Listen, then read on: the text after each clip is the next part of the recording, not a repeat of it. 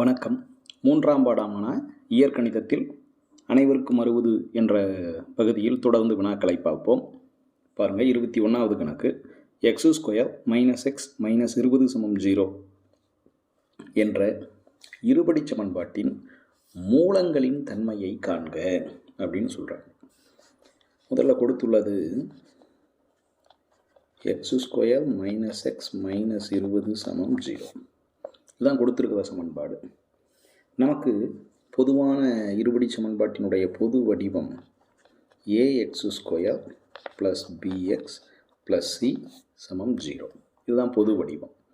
அப்போ இதில் நம்ம a என்னன்னு கண்டுபிடிக்கலாம். a = x²னுடைய கெழு தான் a. இந்த x²க்கு கெழு என்ன, முன்னாடி என்ன இருக்குது? 1. அப்போ a மதிப்பு 1. b மதிப்பு x-இன் கெழு தான் b.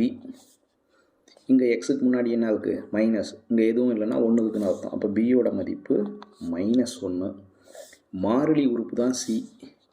இங்கே c என்னன்னா -20. சரி, மூலங்களின் தன்மை.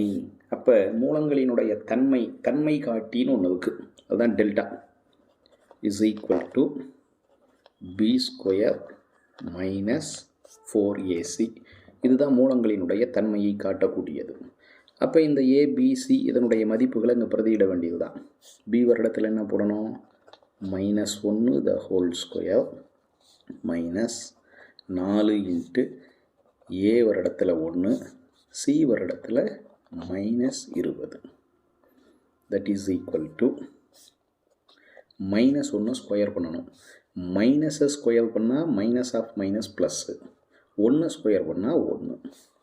அடுத்தது இந்த -4ஐயும் 1ஐயும் பெருக்குனா -4. அந்த -4ஐயும் -20ஐயும் பெருக்குனா (-) 4 20 80. அப்போ என்ன விட வருது? 81. இந்த டெல்டா b² - 4ac மதிப்பு 81 வருது. இது 0வை விட பெரியது, > 0, பூஜ்ஜியத்தை விட பெரியது. அப்போ பூஜ்ஜியத்தை விட பெரியதாக இருந்தால் நம்ம என்ன சொல்லிடலாம்? இதனுடைய மூலங்கள் மெய்யெண்கள், மெய் மற்றும் வெவ்வேறானவை. டெல்டாவோட மதிப்பு பூஜ்ஜியத்தை விட அதிகமாக இருந்தால், பெருசாக இருந்தால் மூலங்கள் மெய் மற்றும் வெவ்வேறானவை. அடுத்த கணக்கு பாருங்கள். 15x² + 11x + 2 = 0. இந்த இருபடி சமன்பாட்டின் மூலங்களினுடைய தன்மையை கண்டுபிடிக்கணும். சமன்பாடு எழுதிக்கலாம். 15x² + 11x + 2 = 0. இருபடி சமன்பாட்டின் பொது வடிவம் ax² + bx + c = 0. ரெண்டையும் கம்பேர் பண்ணி பாருங்கள். x²னுடைய கெழு தான் a. இங்கே என்ன அதுக்கு? 15. அப்போ a = 15. எக்ஸினுடைய கெழு தான் b. இங்கே எக்ஸினுடைய கெழு என்ன இருக்குது? 11. அப்போ b = 11. கான்ஸ்டன்ட் மாறிலி உறுப்பு தான் c. அப்போ c மதிப்பு என்ன? 2. இப்போ மூலங்களினுடைய தன்மை காட்டி டெல்டா கண்டுபிடிக்கலாம். Delta = b² - 4ac. that is equal to b வருடத்தில் 11 the whole square -4 × a வருடத்தில் 15 c வருடத்தில் 2. that is equal to 11 square பண்ணணும். 11 121. இங்கே பார்க்கலாம். இங்கே 2 15 30. அதை -4ஆல் பெருக்குனா -120. அப்போ இதனுடைய மதிப்பு 121 120 போச்சுன்னா 1ன்னு விட வருது. 1 என்பது பூஜ்ஜியத்தை விட பெரியது. அப்போ இந்த டெல்டாவோட மதிப்பு 0வை விட பெருசாக இருக்குது. therefore 0வை விட பெருசாக இருந்தால் மூலங்கள் மெய் மற்றும் என்ன சொல்லலாம்? வெவ்வேறானவை. இந்த டெல்டா கண்டுபிடிக்கிற வரைக்கும் ஒரு மதிப்பெண். மூலங்களினுடைய தன்மை என்னன்னு எழுதுனா 2வது மதிப்பெண் கிடைக்கும். மேலே டெல்டா கண்டுபிடிக்கிறதோடு நிறுத்திடக்கூடாது, கவனமாக எழுதி முடிக்கணும். அடுத்த கணக்கு. x² - x - 1 = 0 என்ற இருபடி சமன்பாட்டின் மூலங்களின் தன்மையை ஆராய்க. கொடுத்த சமன்பாட்டை எழுதிக்க வேண்டியது தான். x² - x - 1 = 0. இருபடி சமன்பாட்டின் பொது வடிவம் ax² + bx + c = 0. ஒப்பீடு செய்யலாம். x² கெழு a இங்கே வந்து 1, அப்போ a மதிப்பு 1, b மதிப்பு x கெழு என்ன -1, அடுத்தது கான்ஸ்டன்ட் c மதிப்பு அதுவும் -1. அப்போ abc கண்டுபிடிச்சாச்சு. டெல்டா கண்டுபிடிக்கலாம். b² - 4ac இதுதான் மூலங்களினுடைய தன்மை காட்டி. b இடத்துல என்ன பண்ணோம், -1² -4 × a இடத்துல 1, c இடத்துல -1 சமம் -1 ஸ்கொயர் பண்ணுறோன்னு வச்சுக்கோங்களேன். அப்போ -1 ஸ்கொயர் பண்ணால் -(−) +1 1. இங்கே -4ஐயும் 1ஐயும் பெருக்குனா -4, அதையும் -1ஐயும் பெருக்குனா +4 சமம் 5. 0வை விட பெருசு. அப்போ டெல்டாவோட மதிப்பு 0வோட பெருசாக இருக்கிறதுனால மூலங்கள் மெய் மற்றும் சமமற்றவை.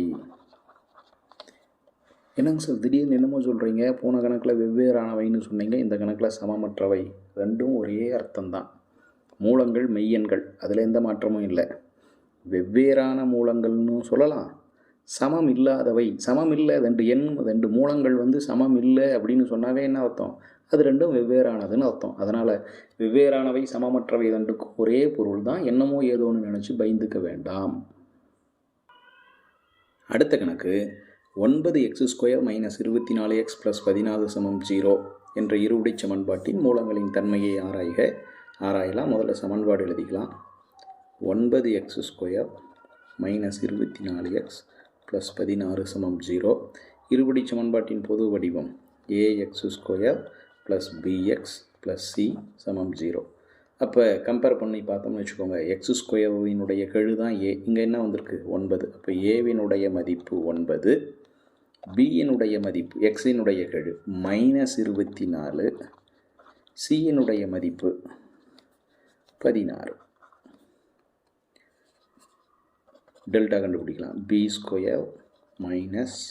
4ac that is equal to b இடத்துல என்ன பண்ணோம், -24² -4 × a இடத்துல 9, c இடத்துல 16 சமம் -24². மைனஸ் ஆஃப் மைனஸு ப்ளஸ்ஸு, -24ஐயும் -24ஐயும் பெருக்கணும். வாய்ப்பாடு தெரியலன்னா சைடில் போட்டு பெருக்கிக்கணும்.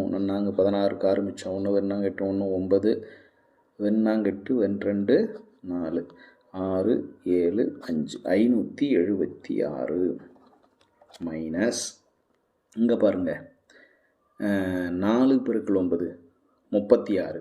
அப்புறம் அதை 16ஆல் பெருக்கணும். 36 × 16. இந்த கூட்டல் கழித்தல் பெருக்கல் வகுத்தல் ரூட்டு நீங்கள் என்ன செஞ்சாலும் சரி, ஒரு கணக்கு போடும் பொழுது நீங்கள் செய்யக்கூடிய அனைத்தும் அந்த கணக்குக்கு பக்கத்திலேயே இருக்கட்டும். நான் கடைசி பக்கத்தில் போட்டேன், டேபிள் மேலே போட்டேன், கொஷின் பேப்பரில் போட்டேன், முன்னாடி உட்காந்துட்டு இருந்தவன் சட்டையில் போட்டேன் அப்படின்லாம் எந்த கதையும் சொல்ல வேணாம். 6 36க்கு 6 மிச்சம் 3, 3 18, 18 3 21, ஒரு 36 36 6 7 5 என்ன வருது 576. 576லேருந்து 576 கழிக்கணும். கழிச்சா விட 0ன்னு வந்தாச்சு. டெல்டாவோட மதிப்பு 0. இங்கே 0வை விட பெருசுன்னா மூலங்கள் மெய்யெண்கள் மற்றும் சமமற்றவை. இங்கே டெல்டாவோட மதிப்பு 0வுக்கு சமமாக இருந்தால் அதனுடைய மூலங்கள் மெய்யெண்கள், மெய் மற்றும் சமமானவை. அதுதான் முக்கியமான பாயிண்ட். டெல்டா கண்டுபிடிக்கிறதுக்கு ஒரு மார்க்கு. இந்த மூலங்களினுடைய தன்மையை எடுத்து எழுதணும். 0வை விட பெருசாக இருந்தால், மிகை எண்ணாக இருந்தால், ப்ளஸ் நம்பராக இருந்ததுன்னா வரவிட மூலங்கள் மெய் மற்றும் சமமற்றவை. டெல்டாவோட மதிப்பு 0வுக்கு சமமாக இருந்தால் அதனுடைய மூலங்கள் மெய் மற்றும் சமமானவை அப்படின்னு எழுதணும். அடுத்த கணக்கு 2x² மைனஸ் 2x ப்ளஸ் 9 சமம் 0 என்ற இருபடி சமன்பாட்டின் மூலங்களின் தன்மையை காண்க. முதல்ல கொடுத்த சமன்பாடு அந்த இது எழுதியெல்லாம் 2x² மைனஸ் 2x ப்ளஸ் 9 சமம் 0. இருபடி சமன்பாட்டின் பொது வடிவம் ax² plus bx plus c சமம் 0. ஒப்பீடு செய்யுங்க. x² கெழு a இங்கே 2, அப்போ ஏவோட மதிப்பு 2. பிக்கு பார்த்தீங்கன்னா எக்ஸின் கெழு -2, சியோட மதிப்பு constant 9. So delta b² minus 4ac கண்டுபிடிக்கலாம். b ஒரு இடத்துல -2 the whole square minus of 4 into a into c that is equal to -2 square பண்ணணும். மைனஸால் பெருக்குனா ப்ளஸ்ஸு 2ஆல் பெருக்குனா 4 மைனஸ் 4 2 8 8 9 72 கையில் 4 கடன் 72. அப்போ என்ன கிடைக்கிது? -68ன்னு விட வருது. அப்போ விட வந்து 0வை விட சின்னதுன்னா வாய் மூடி இருக்கணும். எது பெருசோ அந்த பக்கம் தான் வாய் திறந்துருக்கணும் இந்த கிரேட்டர் தென் லெஸ் தேன் போடும்போது. அப்போ 0வை விட சின்னது. தேர்ஃபோர் மூலங்கள் மெய்யல்ல. டெல்டா வந்து 0வை விட பெருசாக இருந்தால் மூலங்கள் மெய் மற்றும் சமமற்றவை. டெல்டாவோட மதிப்பு 0வுக்கு சமமாக இருந்தால் மூலங்கள் மெய் மற்றும் சமமானவை. ஆனால் இங்கே 0வை விட சின்னதாக இருக்கிறதுனால மூலங்கள் மெய்யல்ல, அது வந்து கற்பனை எண்களாக இருக்கும். அவ்வளோதான். ஆக இருபடி சமன்பாட்டினுடைய மூலங்களினுடைய தன்மையை ஆராய்க அப்படின்றதில் 3 வகையான கணக்குகள் நமக்கு வரலாம். இதில் ஒரு 2 மார்க்கு வந்ததுன்னா ரொம்ப எளிமையாக நம்ம மதிப்பெண் வாங்கிக்கலாம். டெல்டா கண்டுபிடிக்கிறதுக்கு 1 மார்க்கு, மூலங்களின் தன்மையை எடுத்து எழுதுறதுக்கு அடுத்த மார்க்கு. அடுத்த வகுப்பில் சந்திப்போம். நன்றி, வணக்கம்.